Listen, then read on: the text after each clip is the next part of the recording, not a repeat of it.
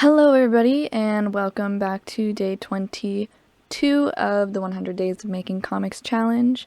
Today, I didn't have anything to discuss when it comes to my me making my comic right this second. So I thought I'd talk about something that I see a lot when reading webcomics, which is a posting schedule of a posting schedule that isn't ideal for the reader. And I think that when you're doing the first pages for your comic, deciding how many pages you can do in a month is super helpful when trying to decide how many times you're going to post in a month. So, a general consensus is that once a week is a pretty lucrative posting schedule. Posting something once a week and posting something once a month is a general least amount of times posted a month that readers not enjoy, not appreciate, readers expect, I guess is the word. So I personally am going to strive for posting twice a month, depending on how fast I can complete a scene, because I have very long chapters, because I have not less than three scenes a chapter, and so far I haven't written more than 4 scenes a chapter, but those scenes are anywhere from 4 to 10 pages long, so you can guess how long each chapter is. It's about 20 to 25 pages-ish. 15 to 25 pages. So I figured that waiting until I have an entire chapter done to post it would be way too long. That would take me over a month. But what's the alternative? And I figured that today I'd talk about a good posting schedule as my experience as a comic reader. A posting schedule that's good for keeping your readers engaged in your story as it's being updated. Because if your comic takes too long to update, you run the risk of them losing interest.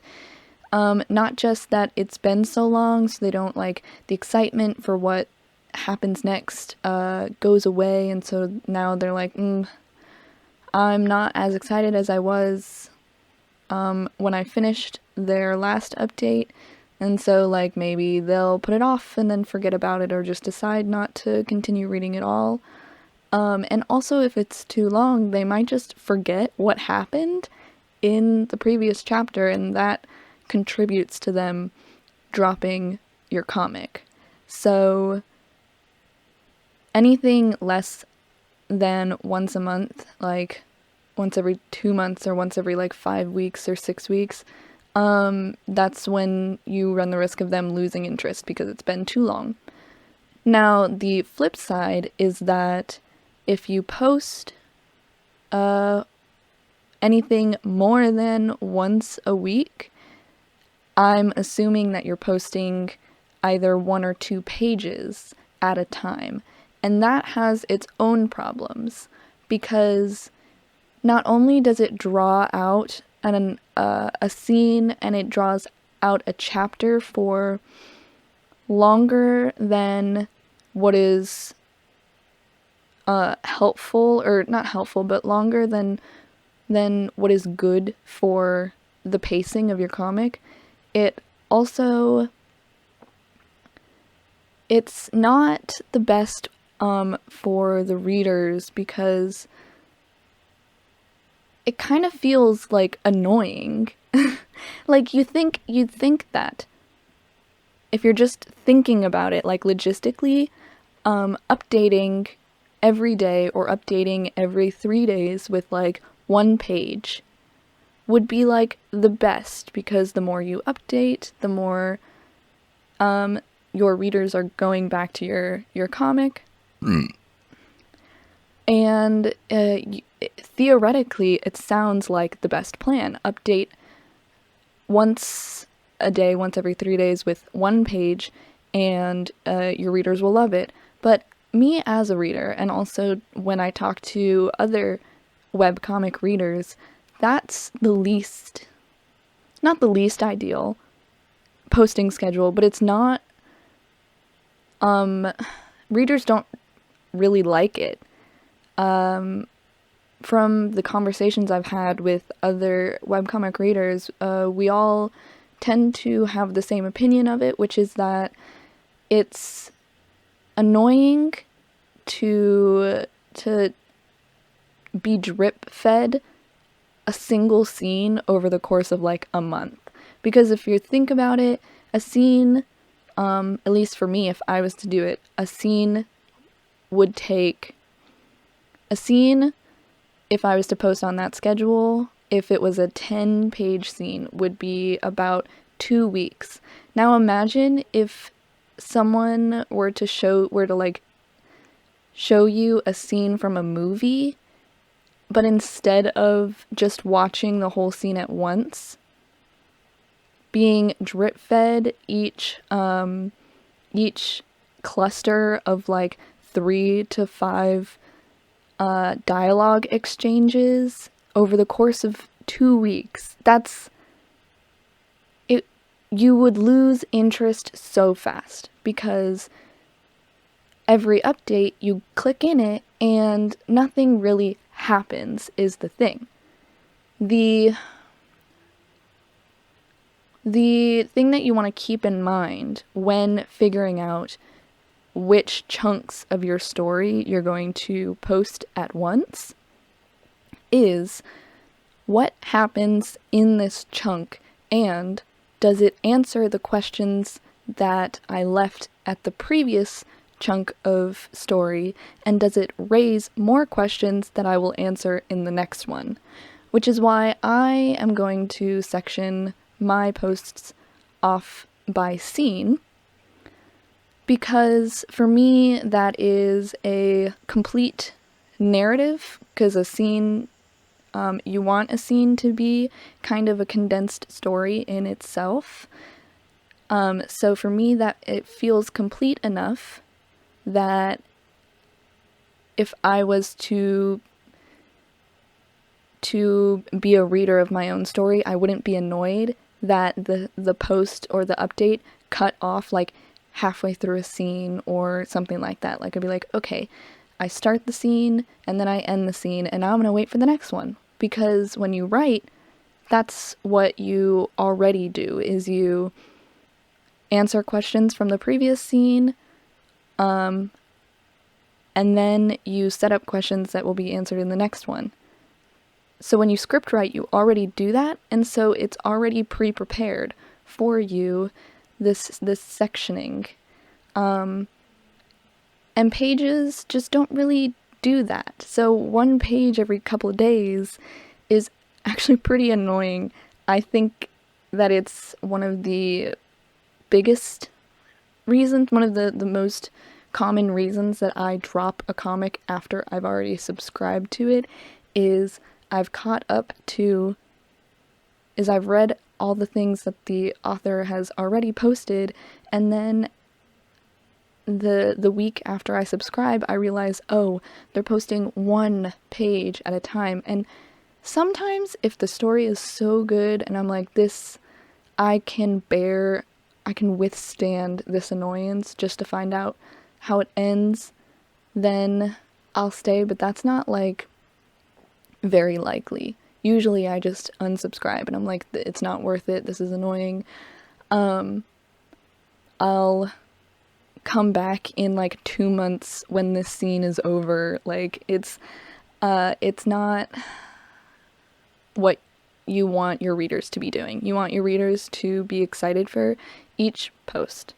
And so, yeah, I guess that's all I have to say on the 1-page update schedule. Other things, just real quick, so I don't ramble on about this for another 10 minutes, but 1 post a month, I wouldn't recommend it, but if that's as much as you can handle, because you have like other things, like obviously not everybody is going to be able to devote their entire free time or entire like day to their comics, so it's like totally understandable if you're like, all right, I can get this chunk of narrative that I want to post done in a month, which means that there's one update every month. And, you know, like readers, there is no industry standard, quote unquote, industry standard posting schedule for webcomics, but there is just like commonly used posting schedules. And 1 post a month is actually pretty common. The one that I think is the most appreciated by readers and also the most feasible for the artist is once every 2 weeks. Once a month is or once a week is obviously best for engaging readers, but that's usually not accomplishable as an artist. Probably not even an artist that's doing it full time, especially if you're doing it by yourself. Like if you have a partner, like maybe, but I know that trying to complete a scene every week, that would be awful, especially because I don't what is the word? I don't put my entire day to the actual pages of the comic. I do other things related to my comic. One of them being these videos. I have to record the voiceovers and edit them and then post them and make the thumbnails for that, and that takes hours of my day. And then also I have to write the script, which takes more hours of my day, and so even I couldn't do it once a week. But like if your scenes are small, like maybe. Anyways, what I'm trying to get at is that posting schedules are unique to the author in the sense that the reasons for why they have that schedule is unique. And it's great that it's self-publishing because the flexible schedule allows so many comic artists to be able to get their stories out there when they otherwise couldn't have, because they couldn't